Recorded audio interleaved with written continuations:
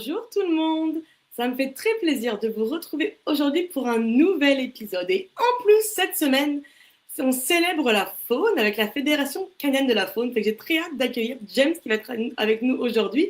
On va parler de chauves-souris. C'est vrai, ça fait un petit peu peur. Ça fait un petit peu comme Halloween, on est comme pas trop sûr. Mais on va regarder un petit peu aujourd'hui comment elles se déplacent. Puis tu sais, elles se déplacent de nuit en plus, comment qu'elles font ça. On dit souvent qu'elles ont une bonne ouïe, donc elles entendent bien. Mais parce que moi, je trouve un peu bizarre qu'on parle d'oreilles pour se déplacer. Moi, j'utilise mes yeux. En tout cas, on va regarder ça avec James, voir un petit peu, explorer comment les chauves-souris sont quand même des êtres assez fascinants. Fait que sans plus tarder, j'accueille James qui est avec nous aujourd'hui. Allô, James? Oh, Fait que j'ai bien hâte que tu parles de ces chauves-souris qui sont si mystérieuses et fascinantes. J'ai bien hâte de te laisser la parole. Fait qu'on va avoir une co-présentation avec toi. On va parler donc de la faune, notamment des chauves-souris aujourd'hui. Puis après, il y aura plein de temps pour vos questions. Les classes qui sont avec nous aujourd'hui, donc oubliez-les pas. D'ici la fin de la présentation, vous pouvez à la fin venir en avant du micro pour poser vos questions ou les écrire comme vous préférez. Puis James va faire de son mieux pour répondre à toutes vos questions. Fait que sans plus tarder, je te laisse la parole, James. Donc c'est vraiment cool de t'avoir aujourd'hui avec nous pour célébrer cette semaine de la faune. Je te laisse la place maintenant. merci beaucoup. Ça me fait plaisir de vous joindre puis de parler de cette espèce, ces espèces très, très intéressantes, mais comme on avait dit, un peu mystérieuses. Alors, moi, je suis James. Je travaille à la Fédération canadienne de la faune. On est basé à Ottawa, en Ontario, mais on a des projets partout au Canada, puis sur plusieurs espèces des animaux au Canada et ailleurs aussi. Puis, comme on a dit, le thème de notre série, ça porte sur les sens. Et les chauves-souris sont un excellent groupe d'espèces pour parler des sens, parce qu'on entend souvent que les chauves-souris sont aveugles. Mais je vais changer vos idées un peu de ça. Puis je mentionne un groupe d'espèces parce que il y a bien plus qu'un ou deux types de chauves-souris. Puis chaque type, c'est une espèce différente. Alors, je vous pose une question, puis vous n'êtes pas obligé de répondre au doigt maintenant, mais juste à penser. Combien d'espèces de chauves-souris pensez-vous qu'on a dans le monde? Je vais vous donner la réponse dans un instant. Alors, si on pense comme genre des hiboux, ça fait partie des groupes des oiseaux. Hein, on sait tout ça, là, que les hiboux sont des oiseaux. En même temps, les chauves-souris font partie d'un groupe des mammifères. Puis, comme il existe plusieurs types d'hiboux, qui sont des espèces différentes, ils ont des nombreuses espèces de chauves-souris. Ces espèces, le groupe de chauves-souris, on appelle scientifiquement comme, ça s'appelle chiroptères. Oups. Ça veut dire, comme on voit les lignes oranges que j'ai mis, chiroptères, ça veut dire, ça traduit un peu à ailes mains. Alors, ça veut dire que leurs ailes sont un peu comme un main. Toutes les lignes oranges qu'on voit, c'est leurs doigts. Puis c'est vraiment leurs doigts qui font leurs ailes, puis les permettent de voler. Alors, ça, c'est ça que ça veut dire, les chiroptères. Les chauves-souris vivent dans des régions presque partout au monde. Toutes les couleurs qu'on voit là, il y a des chauves-souris qui habitent là. Les endroits plus rouges, ça veut dire qu'on a plus d'espèces de chauves-souris différents. Dans les endroits rouges, on a 120 espèces différentes juste dans ces endroits rouges. Alors, pour répondre à la question, combien on a partout dans le monde, il y a plus que 1500 espèces différentes de chauves-souris. C'est beaucoup. Puis à cause des nombreuses espèces puis les endroits qu'on les trouve partout dans le monde, ils habitent dans des habitats différents. Puis sont évolués de exploiter puis d'utiliser ces habitats différents et mieux utiliser les ressources alimentaires. Alors, trouver d'autres choses à manger différemment. Puis comme ça, il existe une grande variété de tailles et de spécialisations. Puis leur utilisation de leur sens, ça change selon leur spécialisation. Par exemple, on a des grandes roussettes qui utilisent leur odorat et leur vue pour trouver les fruits à manger. Eux, ils mangent seulement des fruits. En même temps, ça, c'est les plus grandes chauves-souris qu'on a dans le monde. Ils peuvent atteindre une envergure de 6 pieds, un petit peu long que nos bras peuvent atteindre. On a aussi des pollinisateurs. Ça, c'est les espèces comme les chauves-souris roussettes. Ils utilisent leur odorat pour trouver les fleurs, pour boire les fleurs.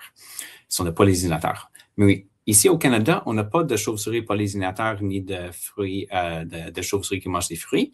Nous, on a des chauves-souris qui mangent des insectes. On peut dire que c'est comme un genre de pesticide. Celui en bas à gauche, on n'a pas au Canada, mais je vais le montrer pour donner la différence entre les tailles des chauves-souris qu'on voit. Ça, c'est un adulte, mais ça, c'est la chauve-souris bourdon, la plus petite chauve-souris dans le monde. Puis ces chauves-souris qui mangent les insectes appuient sur une huile très fine pour accomplir quelque chose très impressionnant qui s'appelle l'écolocalisation. Puis je vais vous expliquer c'est quoi l'écolocalisation. Alors, les chauves-souris au Canada sont présentes seulement en été et occupent leur gîte au coucher du soleil. Il fait sombre, mais ils sont capables de distinguer les gros objets comme nous pour voler. Mais comme elles mangent des petits insectes qui sont très difficiles à voir dans leur sœur, alors ils utilisent l'écolocalisation pour imitant des sons aigus. Lorsque ça répondit sur un objet, l'écho qui le retourne permet de déterminer des choses comme la distance de l'objet, la taille, la texture et la direction du déplacement de l'insecte. Puis chaque espèce possède son propre chant, mais nous, on n'est pas capable de l'entendre. Alors, on utilise un appareil spécial pour écouter les chants, puis ça nous permet d'identifier les espèces différentes présentes. Comme je vais vous montrer, si vous écoutez bien,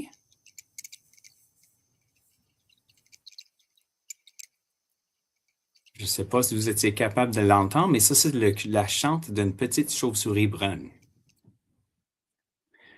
Puis là, au Canada, on a 18 ou 19 espèces de chauves-souris différentes. On dit 18-19 parce que celui en haut, on n'est pas sûr s'il existe toujours au Canada ou si c'était juste trouvé quelquefois. 8 d'entre elles sont des espèces en péril, celles qu'on voit en rouge, c'est-à-dire qu'elles pourraient disparaître si nous ne prenons pas de mesures à les conserver. 3 de nos espèces sont des migrateurs. Alors, comme les oiseaux, ces espèces migrent vers le sud pendant l'hiver. Ces 3-là sont menacées principalement par les éoliennes qui produisent de l'électricité. Alors, ils sont dans leur bois, puis ils rentrent dans les éoliennes. Puis les éoliennes tuent plus de chauves-souris que d'oiseaux même. Mais la plupart des chauves-souris au Canada, ils hibernent pendant l'hiver. C'est-à-dire qu'ils vont dans les grottes, les cavernes. Ils sont capables de diminuer leur température du corps et ralentir leur métabolisme, alors ça veut dire leur battement de cœur, pour économiser leur énergie. Puis ils rentrent dans un état qu'on appelle le torpeur. Puis c'est grâce à leur excellente mémoire, puis leur système d'écolocalisation et leur vue, ils retournent chaque année à la même grotte à chaque année. Mais c'est pendant cette période d'hibernation que ces espèces-là, ça représente une menace sur ces espèces. Cette menace s'appelle le syndrome du museau blanc. C'est une maladie qui peut attraper pendant l'hiver. C'est un champignon blanc qui se développe sur le nez. Ça veut dire, c'est pour ça que la maladie est nommée de même. Mais ça les réveille pendant l'hiver. Puis on se souvient ce que les chauves-souris au Canada mangent, hein? C'est les insectes. Est-ce qu'on trouve les insectes pendant l'hiver? Pas vraiment. Alors, les chauves-souris qui se réveillent, il n'y a rien à manger, puis aussi il n'y a rien à boire. Malheureusement, cette maladie a tué des millions de chauves-souris en Amérique du Nord. Puis ça, c'est la cause principale pour les espèces de chauves-souris menacées au Canada. Et malheureusement, il n'existe aucun traitement. Cette maladie est devenue pas indigène, alors ça veut dire que ça ne vient pas du Canada, c'est arrivé d'Europe. Et les chauves-souris ici ne sont pas habituées. Alors, ils ne sont pas capables vraiment de gérer la maladie. Mais on voit certains signes que certaines chauves-souris d'avoir une résistance à cette maladie. Alors, eux sont vraiment importants pour la population pour que leurs enfants vont peut-être avoir la résistance aussi, puis on peut agrandir la population. Mais toutes ces espèces, ces chauves-souris-là, font face à d'autres menaces en même temps. Il y a d'autres menaces comme la perte d'habitat, les pesticides qu'on parlait, on sait quoi qu'ils font les pesticides, ça tue les insectes. Hein? Puis c'est quoi qui mange les chauves-souris? Les insectes. Alors, les pesticides diminuent la quantité de nourriture pour les chauves-souris. J'ai déjà parlé des éoliennes. Je vais parler d'une autre menace aux chauves-souris, ça s'appelle une expulsion. C'est quand on est mis à la porte. Alors, est-ce que vous avez déjà été renvoyé dans le couloir pendant un cours? C'est un peu comme ça, une expulsion. Mais pour les chauves-souris, c'est pour toujours. Ils ne sont pas capables de re-rentrer. Et ça signifie une perte d'habitat. Alors, dans mon travail, je suis intéressé à comprendre ce qui arrive aux chauves-souris qui sont expulsées d'un bâtiment. Puis cela nous permettrait de minimiser ces impacts. Pour le faire, on fait des études de suivi. Ça veut dire qu'on installe les filets qui attrapent les chauves-souris. Lorsqu'elles se prennent dans les filets, on les enlève légèrement, on ne les laisse pas dans le filet longtemps, ça ne les blesse pas. Quand on les enlève, on prend des mesures et ensuite, on regarde leurs ailes pour regarder pour les signes de syndrome du museau blanc, pour un. Puis l'autre, c'est pour savoir un peu l'âge de la chauve-souris. On n'est pas vraiment capable de dire c'est quoi l'âge exact, mais on peut déterminer si c'est un juvénile, ça veut dire un jeune de cette année ou un adulte. Puis pour un jeune de cette année, il y a un joint ici dans le doigt de la chauve-souris. Puis si la jointe n'est pas fusionnée, alors on voit un petit fenêtre, genre, entre le joint, ça veut dire que c'est un juvénile. Quand c'est fermé, on peut dire que c'est un adulte, mais on ne peut pas dire quel âge c'est adulte. Puis les chauves-souris peuvent vivre jusqu'à 30 ans. Alors pour celle-là qu'on voit dans la photo, qu'est-ce que vous pensez? C'est un adulte ou un juvénile? On ne voit pas d'espace entre les jointures, là, alors c'est un adulte. Et on ne sait pas quel âge. Ensuite, on met une bague qui a un numéro dessus. Chaque bague a un numéro différent.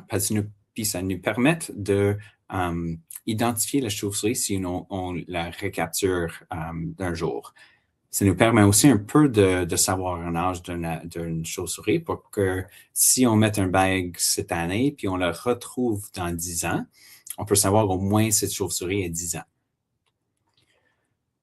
Puis ensuite, on va mettre une étiquette qui émette un signal radio sur le dos de la chauve-souris. Pour l'attacher, il faut donner un petit coup de cheveux. Ça le fait pas mal, c'est juste enlever un peu de cheveux de la chauve-souris. On attache un limiteur sur le dos de la chauve-souris à l'aide d'une colle. C'est le genre de colle que les médecins utilisent pour les humains aussi. Ça n'entrape pas la capacité à voler. Alors, la chauve-souris est capable de voler comme il faut. Puis ça émet un signal qu'on peut trouver en utilisant les antennes. Ça nous permet de suivre les chauves-souris à leur nouveau gîte s'ils sont expulsés d'un bâtiment. Et la colle qu'on utilise, ça détache, ça tombe tout ça dans environ 2 semaines. Puis tout ça s'enlève après à peu près 2 semaines. Puis ils sont prêts à partir. On les relâche, puis ils revolent dans la nuit comme toujours. Et là, on essaie de les retrouver. On utilise un genre d'un système similaire à l'écolocalisation, mais avec des antennes. Mais au lieu d'émettre un signal, les antennes sont capables de entendre ou reprendre les signaux qui sont émis par l'étiquette qu'on vient d'attacher sur chaque chauve-souris.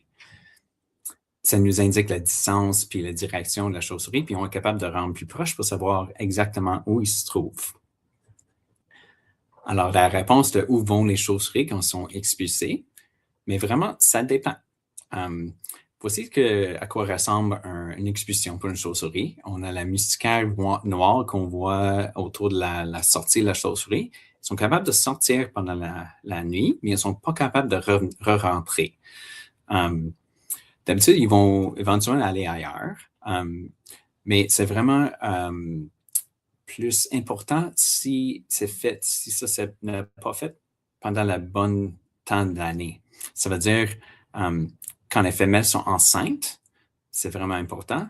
Et comme on voit, les chauves-souris sont vraiment déterminés, puis des fois, ils peuvent rentrer dans la maison.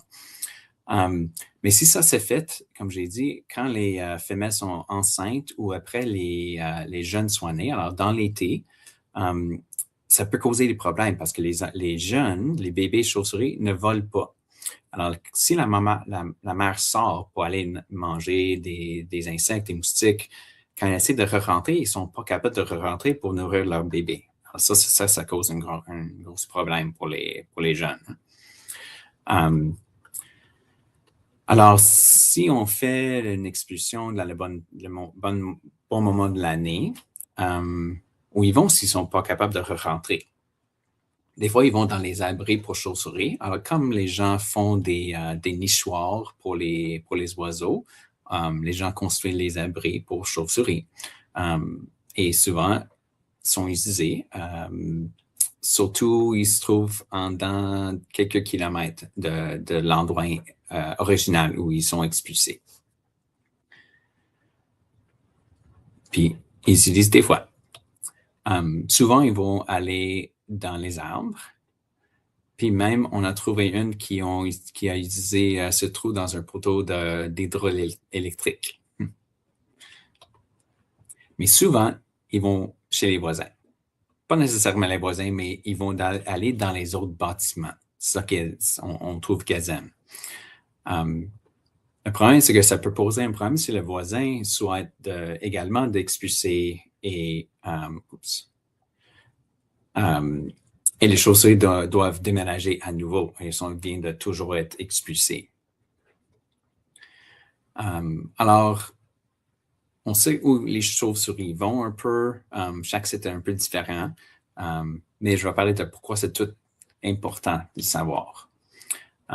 J'ai parlé qu'est-ce que les chauves-souris mangent, c'est les insectes. Alors, ils sont tellement essentiels pour les humains et l'écosystème. Il fait un service des millions de dollars comme insecticide. Là, il mange les insectes que les fermiers, qui donnent le service aux fermiers de manger les insectes, puis ça vaut des millions de dollars à chaque année. Ils ont beaucoup de menaces, puis ils sont principalement par nous. C'est à cause de nous que les chauves-souris sont menacées. Quand même, le syndrome de museau blanc, c'était amené en Amérique du Nord par les humains, pas par exprès, mais accidentellement. Alors, c'est une autre cause humaine un peu. Beaucoup d'entre elles, comme j'ai mentionné, 8 sont menacées d'extinction. Mais on peut agir pour les protéger. Il y a des choses que nous pouvons tous faire pour protéger les chauves-souris. Est-ce qu'on peut faire? J'ai mentionné les abris de chauves-souris. Les gens peuvent construire et installer les abris. On a des designs, les styles, comment fabriquer une chauve-souris sur notre site web. On peut éliminer l'utilisation des pesticides dans nos jardins et nos cours. Laisser les espaces verts, les troncs d'arbres comme l'habitat. Et comme j'ai mentionné, les expulsions, être sûr de ne pas les exclure, de les enlever des bâtiments pendant l'été. Parce que, comme j'ai mentionné, ça peut être dommage pour les femelles enceintes, puis surtout pour les bébés chauves-souris. Alors, s'il faut enlever une chauve-souris d'un bâtiment, c'est mieux de le faire soit tôt le printemps ou en automne. Et en plus, d'apprendre plus sur les chauves-souris. Puis partager vos connaissances, vos amours des chauves-souris. Alors, je vais terminer en parlant des informations pour les chauves-souris pour de mieux comprendre les chauves-souris. comme on a parlé au début, certaines personnes les trouvent un peu effrayants, mais je pense que c'est à cause qu'ils ne comprennent pas toutes les informations là-dessus. Puis j'ai mentionné, ils sont vraiment essentiels pour les écosystèmes et pour nous. Alors, je vais parler de quelques mythes de chauves-souris qu'on entend. J'ai déjà parlé que les mythes que les chauves-souris sont aveugles. C'est pas vrai, comme j'ai mentionné, mais en plus qu'elles sont capables de voir et ont l'extra sens de l'écolocalisation pour naviguer, pour voler pendant la nuit. On entend des fois que les chauves-souris volent dans nos cheveux. Ça, c'est pas le cas.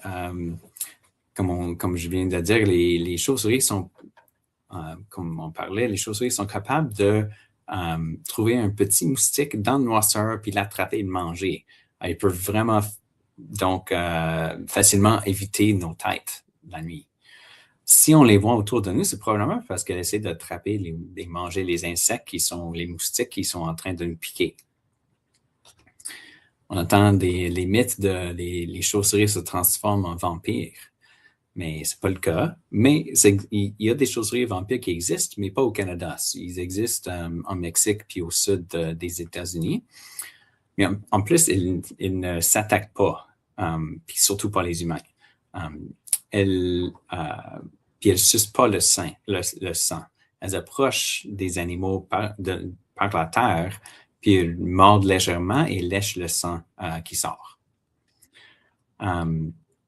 Il y a d'autres mythes que les chauves-souris ont toutes les maladies puis ne sont pas propres, mais en partie, c'est vrai. On parlait de la maladie du syndrome du museau blanc, mais ça n'affecte pas les humains du tout, ce syndrome-là.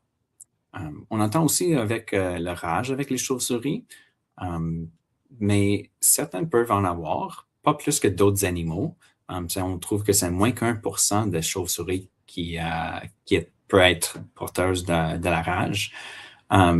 Mais quand même, c'est une maladie très, très grave. Alors, en cas de contact avec une chauve-souris, c'est vraiment important de consulter un médecin. Puis ça, c'est un couple de mythes que je voulais en parler et de donner plus d'informations sur les chauves-souris.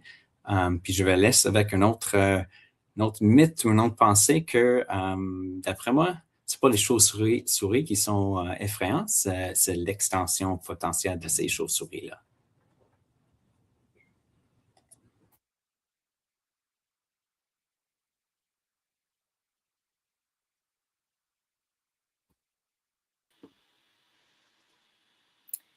Waouh, je suis fascinée de tout ça, puis en même temps, c'est comme plein de choses que j'avais comme déjà entendu parler, mais j'étais comme pas tellement sûre. Fait que je trouve ça vraiment bien qu'avec toi, on a vu les vraies affaires. Maintenant, les chauves-souris, c'est pas des vampires. Je suis contente de le savoir. On a mis les choses au clair.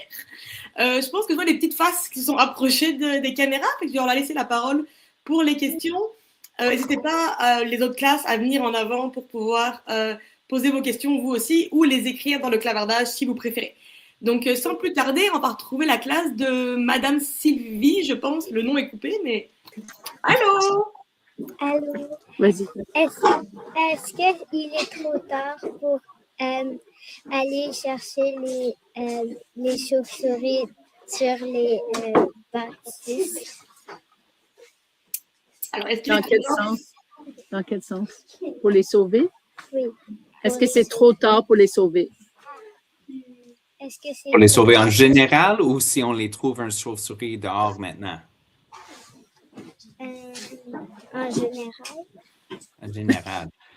Bonne question. Puis non, je pense que c'est pas trop tard. Comme j'ai dit, certaines zones ont l'air d'avoir une capacité de vivre avec le syndrome du museau blanc. C'est la maladie qui les affecte. Puis il y a toutes les choses qu'on peut faire pour assurer que ces chauves-souris-là restent en vie puis peuvent reproduire puis avoir une augmentation de population. Tu disais qu'il y avait des chauves-souris qui sont aussi en danger au Canada, mais qui vivent encore ailleurs.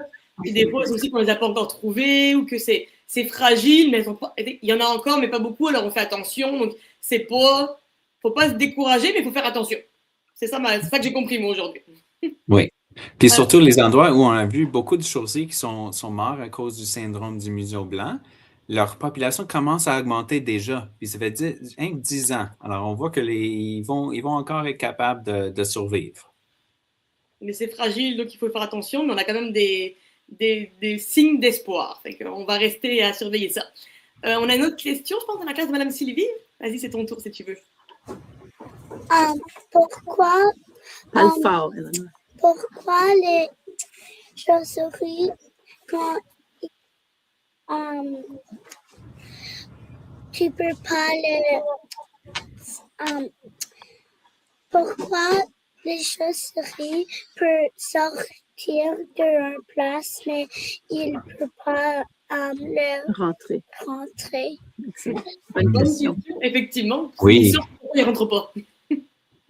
Oui, d'habitude, ils sont capables de rentrer normalement.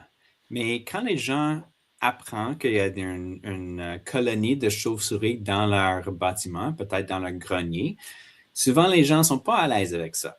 Alors, ils font des travaux pour faire une éviction ou une expulsion. Alors, c'est ça, c'est les filets que les humains mettent pour que les chauves-souris sortent et ne sont pas capables de rentrer. C'est parce que quand elles sortent puis elles s'en vont tout de suite.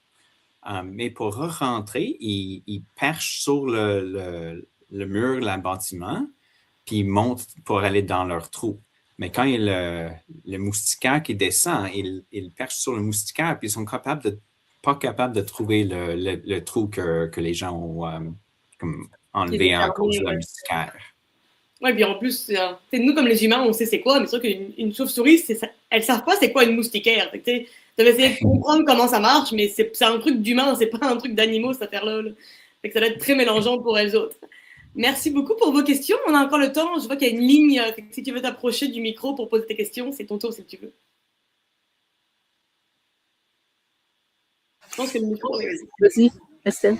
Mon amie Léa a une prédation en l'état. Ton amie Léa, et après, j'ai pas compris. Chauve-souris. Oh, ouais, elle est comme chez elle tout le temps. Genre, elle revient. Ah oui? Merci. Un genre d'animal domestique qui rentre, qu'elle voit toujours. Marcelo. Les chauves-souris. C'est quoi le chauve-souris plus rapide? Alors, ils vont re-rentrer ou rester dans le même endroit à chaque jour ou chaque année. Ils retournent souvent.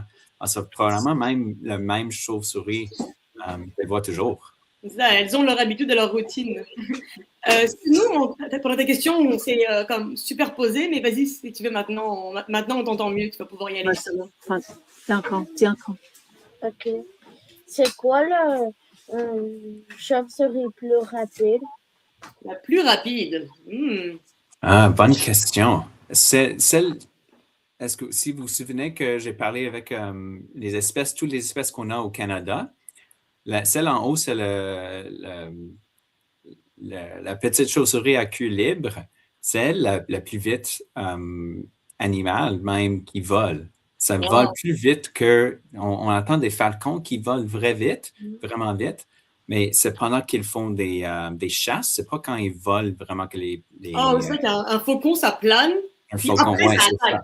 Mais une chauve-souris, ça va très vite tout le temps. En fait. Les chauves-souris, en volant, ils sont les plus vite que les oiseaux. Et c'est celle-là la plus vite dans le monde. Wow, ça, c'est vraiment un fun fact que j'aurais jamais imaginé, que les chauves-souris sont plus rapides que des faucons. Hein. Je pense que la classe, ça doit partir, mais une dernière question, si tu veux la poser rapidement, on va pas te la voler. Tu peux y aller si tu veux. Lara. What does a vampire bat do? Qu'est-ce qui fait une chauve-souris vampire? Ils existent comme tous les autres chauves-souris. Ils volent, ils comme faire leurs habitudes, dorment le jour. Mais pour manger, ils font un petit pic dans surtout les vaches ou les chevaux. Puis ça n'existe pas au Canada. Mais ils lèchent le sang qui sort. C'est pas qu'ils sucent le sang avec leurs dents, c'est juste qu'ils lichent le sang qui sort quand ils font un mordre dans le bâche. Ça répond-tu à ta question? Alors, comme une moustique, oui. Ouais, un petit peu un moustique, effectivement, on dirait. Il y a une ressemblance. Excellent. Un gros merci pour toutes vos questions. La classe de Madame Merci Sylvie, beaucoup. c'est vraiment fun de vous avoir avec vous aujourd'hui. On dirait que c'est l'heure de votre pause. Bienvenue, merci. Puis encore une fois, un gros merci à toi, James. On avait aussi du monde qui était en direct de notre classe puis de YouTube. Fait que je pense qu'on a beaucoup appris avec toi sur les capacités fascinantes des chauves-souris. C'est vraiment plus, tu nous dis qu'elles volent plus vite que les faucons. Moi, j'avoue que j'aurais jamais imaginé ça. Puis voir qu'il y a une telle diversité, rien qu'au Canada. Fait que moi, je n'ai jamais vu, j'ai eu la chance d'en croiser. Surtout la nuit, généralement, je suis dans mon lit, mais j'adorerais ça en voir des fois de loin pour pas les déranger. Mais j'ai beaucoup appris avec toi aujourd'hui, puis c'est ça. Je suis rassurée aussi que pour les humains, c'est pas dangereux. Donc, un gros merci à toi, James, aujourd'hui. C'était vraiment le fun de t'avoir. Puis, quand on se recroisait un jour dans le bois, à chercher des chauves-souris de nuit ensemble. Merci, ça m'a fait plaisir. Bye.